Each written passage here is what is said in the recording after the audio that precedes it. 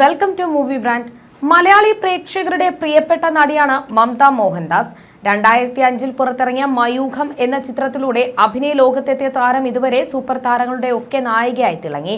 ഒരു അഭിനേത്രി മാത്രമല്ലെന്നും താൻ നല്ലൊരു ഗായികയാണെന്നു കൂടി താരം പലപ്പോഴും തെളിയിച്ചിട്ടുണ്ട്. സോഷ്യൽ മീഡിയയിൽ അത്ര സജീവമല്ലെങ്കിലും ഇടയ്ക്കിടെ തന്റെ ഫോട്ടോഷൂട്ട് ചിത്രങ്ങളും വിശേഷങ്ങളും എല്ലാം പങ്കുവെക്കാറുണ്ട്. കരിയറിലും ജീവിതത്തിലും ഒരുപോലെ ഉയർച്ച താഴ്ചകൾ വന്ന മമത ഇന്ന് പ്രതിസന്ധികൾ നേരിടുന്നവർക്ക് പ്രചോദനമാണ്. 2 വട്ടം ക്യാൻസറിനെ അതിജീവിച്ചാണ് മമത തന്റെ ജീവിതം തിരിച്ചുപിടിച്ചത്. തന്റെ നിലപാടുകൾ പലപ്പോഴും മമത തുറന്നു പറയാറുമുണ്ട്.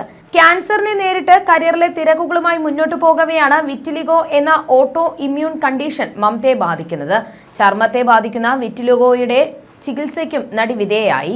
ഇപ്പോഴിതാ നടിയുടെ അതിജീവനത്തെക്കുറിച്ച് സംവിധായകനും നിർമ്മാതാവുമെല്ലാമായ ആലപ്പി അഷ്റഫ് പറഞ്ഞ വാക്കുകളാണ് വൈറലാകുന്നത്. സ്വന്തം യൂട്യൂബ് ചാനലിൽ പങ്കിട്ട പുതിയ വീഡിയോയിലൂടെ ആലപ്പി അഷ്റഫ് മമതയുടെ ജീവിതയാത്രയെക്കുറിച്ച് തനിക്ക് അറിയാവുന്ന കാര്യങ്ങൾ വിവരിച്ചത്. രോഗം പിടിപെട്ടില്ലായിരുന്നുവെങ്കിൽ സൗത്ത് ഇന്ത്യയിലെ സൂപ്പർ സ്റ്റാർ ആകേണ്ട നടിയായിരുന്നു മമത മോഹൻദാസ് എന്നും ആലപ്പി അഷ്റഫ് പറയുന്നു. കൊടുംകാറ്റിലും നെഞ്ചു വിരിച്ചു നിൽക്കുന്ന വൻ മരങ്ങളുണ്ട്.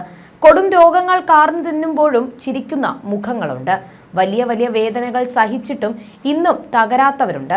പ്രതിസന്ധികൾക്ക് മുന്നിൽ കീഴടങ്ങാത്ത, എല്ലാം നഷ്ടപ്പെട്ടിട്ടും വിദൂരമായ ചെറിയ സാധ്യതകളോട് പോലും അഭിനിവേശമുള്ളവരൊക്കെയാണ് നമ്മൾ കരുത്തരെന്ന് വിളിക്കുന്നത്.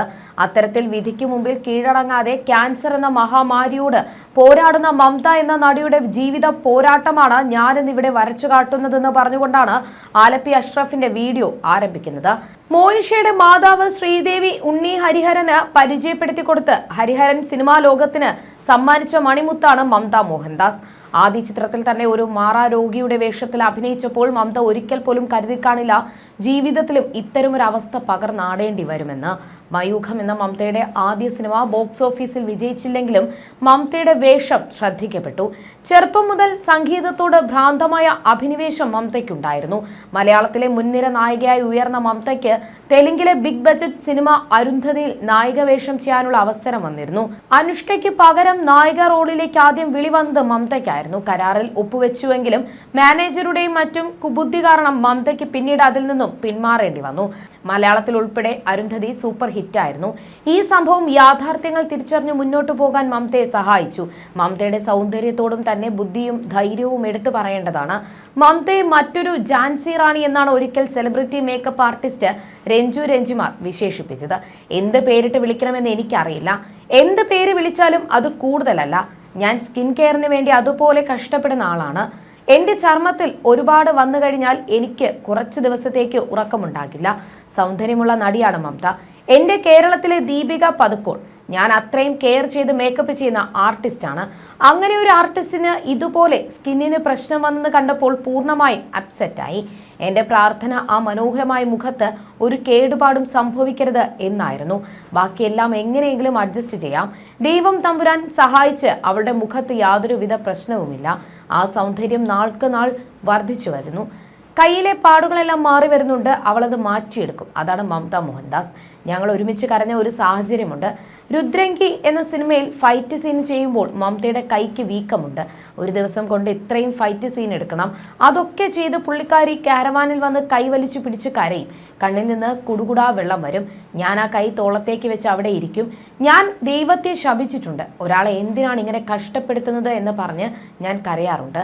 ഞാൻ ദൈവത്തെ ശപിച്ചിട്ടുണ്ടെങ്കിൽ, മുട്ടുകാലിൽ നിന്നിട്ടുണ്ടെങ്കിൽ അത് മമതയ്ക്ക് വേണ്ടിയിട്ടാണ്. മമതയ്ക്കും പ്രിയാമണിക്കും എന്നെ അറിയാം. ഒരാളെ പോലും സുഖിപ്പിച്ച് സംസാരിക്കുന്ന ആളല്ല ഞാനെന്നും രഞ്ജു രഞ്ജിമാർ വ്യക്തമാക്കി. താരം തന്നെയാണ് തന്റെ അവസ്ഥ തുറന്നു പറഞ്ഞത്. ശരീരത്തിന്റെ നിറം 70% നഷ്ടമായെന്നും ഇതിനാൽ മേക്കപ്പ് ചെയ്താണ് താൻ പുറത്തിറങ്ങുന്നതെന്നും മമത തുറന്നു പറഞ്ഞിരുന്നു. രോഗത്തെക്കുറിച്ച് അറിഞ്ഞതോടെ താൻ തകർന്നു പോയെന്നും മമത പറഞ്ഞിരുന്നു. ഞാൻ എൻ്റെ അവസ്ഥയെക്കുറിച്ച് തുറന്നു പറഞ്ഞ ശേഷം ആരും എന്നോടൊന്നും ചോദിക്കുന്നില്ല. എപ്പോഴും ഇത് കവർ ചെയ്ത് വെക്കണമെന്ന തോന്നലും നിന്നു. പക്ഷെ ഇപ്പോഴും ഞാനിത് മറച്ചു പിടിക്കുന്നുണ്ട്. ആളുകൾക്ക് അതൊരു ഷോക്ക് ആകരുതെന്ന് കരുതി. ആയുർവേദമാണ് ഇപ്പോൾ ചികിത്സിക്കുന്നത്. അത് ഫലപ്രദമാകുന്നുണ്ട്. അതിന്റെ പോസിറ്റീവ് കാര്യങ്ങൾ കാണുന്നുണ്ട്. എന്നാണ് എൻ്റെ ഈ അവസ്ഥയ്ക്ക് ഒരു മാറ്റം ഉണ്ടാവുന്നത് എന്ന കാത്തിരിപ്പിലാണ് ഞാനെന്നും മമത പറയുന്നു. നേരത്തേതുപോലെ തന്നെ നിലവിലെ സാഹചര്യത്തെയും താരം മറികടക്കുമെന്നാണ് ആരാധകർ പറയുന്നത്. ബാല്യകാല സുഹൃത്ത് സുജിത് പത്മനാഭനുമായി 11/11/2011 എന്ന ഫാൻസി നമ്പർ ദിനത്തിലാണ് മമതയുടെ വിവാഹം നടന്നത്.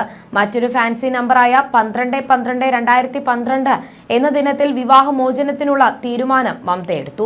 ശേഷം കരിയറിൽ ശ്രദ്ധ കൊടുത്ത് വളർച്ചയുടെ പടവുകൾ ഓരോന്നായി മമത കയറുന്നതിനിടയിൽ വീണ്ടും ക്യാൻസർ എത്തി. ഇക്കുറി രക്ഷയില്ലെന്നാണ് മമത കരുതിയത്. പ്രോജക്റ്റുകളെല്ലാം ഉപേക്ഷിച്ച് ജീവൻ തിരികെ പിടിക്കാനുള്ള ഓട്ടത്തിലായിരുന്നു അവർ. വീണ്ടും ക്ഷണിക്കാതെ വന്ന അതിഥി മമതയുടെ വ്യക്തി ജീവിതത്തെയും ബാധിച്ചു. തന്റെ അനാരോഗ്യം മറ്റുള്ളവർക്ക് ബാധ്യതയായി തീരുമോ എന്ന് മമത ചിന്തിച്ചു. കൂടാതെ ആശ്വസിപ്പിച്ച് ഒപ്പം നിൽക്കാതെ പോയ പ്രണയവും എല്ലാം ചേർന്ന് അസ്വസ്ഥമായ മനസ്സുമായി മമത ബോൺ മാരോ ട്രാൻസ്പ്ലാന്റ്സിന് വിധേയമായി. മജ്ജ മാറ്റിവെക്കൽ ശസ്ത്രക്രിയ വിജയിക്കാൻ 40% മാത്രമേ സാധ്യതയുള്ളൂ എന്ന് അറിഞ്ഞിട്ടും വേറെ വഴിയില്ലാതെ അവർ സർജറി ചെയ്തു. ഇല്ലാത്ത ധൈര്യം പിടിച്ചെടുത്ത് വീണ്ടും സിനിമയിലേക്ക് തിരികെ വന്നു. 2013-2014 കാലഘട്ടത്തിൽ രോഗം മമതയിൽ ശക്തമായി പിടിമുറുക്കിയിരുന്നു. 18 കീമോയും ഒരു സർജറിയും കഴിഞ്ഞ അവരുടെ ശരീരത്തിലേക്ക് കാട്ടുതീ പോലെ പടർന്നു കയറി. മരണത്തിനും ജീവിതത്തിനും ഇടയിലുള്ള യാത്രാവേള. അതിനിടയിൽ അമേരിക്കയിൽ പുതിയതായി കണ്ടുപിടിച്ച പരീക്ഷണ ചികിത്സയ്ക്കായി മമത പോയി. ആ ചികിത്സയ്ക്ക് വിധേയയാകുന്ന ആദ്യത്തെ ഇന്ത്യക്കാരിയായിരുന്നു മമത. മാതാപിതാക്കളെ പോലും നടി ഒപ്പം കൂട്ടിയില്ല. ലോകത്തിന്റെ വിവിധ ഭാഗങ്ങളിൽ നിന്നും പരീക്ഷണ വസ്തുക്കളായി എത്തിയ ഒരു കൂട്ടം രോഗികൾക്കൊപ്പം മമത തന്റെ ചികിത്സയും ആരംഭിച്ചു. ആ പരീക്ഷണത്തിൽ നടി വിധിയെ തോൽപ്പിച്ച് വിജയം കൈവരിച്ചു. മമതയ്ക്ക് അമേരിക്കയിൽ പോയി കീമോ ചെയ്യാനുള്ള സൗകര്യത്തിന് വേണ്ടിയിട്ടാണ് ലണ്ടനിൽ പോയി ഷൂട്ട് ചെയ്യേണ്ടിയിരുന്ന 2 കൺട്രീസിന്റെ ഷൂട്ട് കാനഡയിലേക്ക് അണിയറ പ്രവർത്തകർ മാറ്റിയത്. മലയാള സിനിമയിൽ തനിക്കുണ്ടായ വേദനിപ്പിക്കുന്ന നന്ദികേടിനെ കുറിച്ച് പലപ്പോഴായി മമത വെളിപ്പെടുത്തിയിട്ടുണ്ട്. ഒരു നടി സിനിമയിലേക്ക് 2ാം വരവ് നടത്തി തിരിച്ചു വരുമ്പോൾ അവർ നായികയായ സിനിമയിൽ മമത ഒരു ചെറിയ വേഷം ചെയ്തു കൊടുത്തു. എന്നാൽ പിന്നീട് മമത നായികയായ സിനിമയിലേക്ക് ഒരു ചെറിയ വേഷം ചെയ്യാൻ അവരെ വിളിച്ചപ്പോൾ പോയി പണി നോക്കൂ എന്ന് പറഞ്ഞ് അവഗണിച്ചുവെന്ന് ഇതേക്കുറിച്ച് അവർ സംസാരിച്ചത് കേട്ടാൽ ആ നടി ആരാണെന്ന് മലയാളികൾക്ക് മനസ്സിലാകും. ചില നടിമാർ PR വർക്കേഴ്സിനെ വെച്ച് സൂപ്പർ സ്റ്റാർ എന്ന് സ്വയം പ്രചരിപ്പിക്കുന്നുവെന്നും മമത പറഞ്ഞിരുന്നു. മലയാളത്തിൽ സൂപ്പർ സ്റ്റാർ എന്നൊന്നില്ല, എല്ലാവരും മികച്ച അഭിനേത്രികളാണ്. ഒരു പക്ഷേ രോഗം പിടിപെട്ടില്ലായിരുന്നുവെങ്കിൽ അവർ തന്നെ ആകുമായിരുന്നു സൗത്ത് ഇന്ത്യയിലെ സൂപ്പർ സ്റ്റാർ. ഇത്രത്തോളം ജീവിത പോരാട്ടം നടത്തുന്ന ഈ അതിജീവിത ഒരു അത്ഭുതമാണെന്നും ആലപ്പി അഷ്റഫ് പറഞ്ഞു.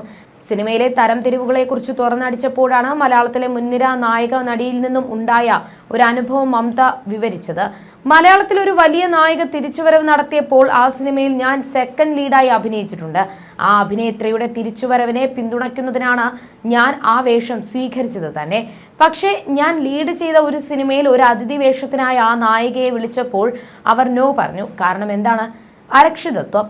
ഒരു വ്യക്തി എന്ന നിലയിലോ ആർട്ടിസ്റ്റ് എന്ന നിലയിലോ ഞാൻ അരക്ഷിതാവസ്ഥ നേരിടുന്നില്ല. അതാണ് എന്നെ മറ്റുള്ളവരിൽ നിന്ന് വ്യത്യസ്തയാക്കുന്നത് എന്നാണ് മമത പറഞ്ഞത്.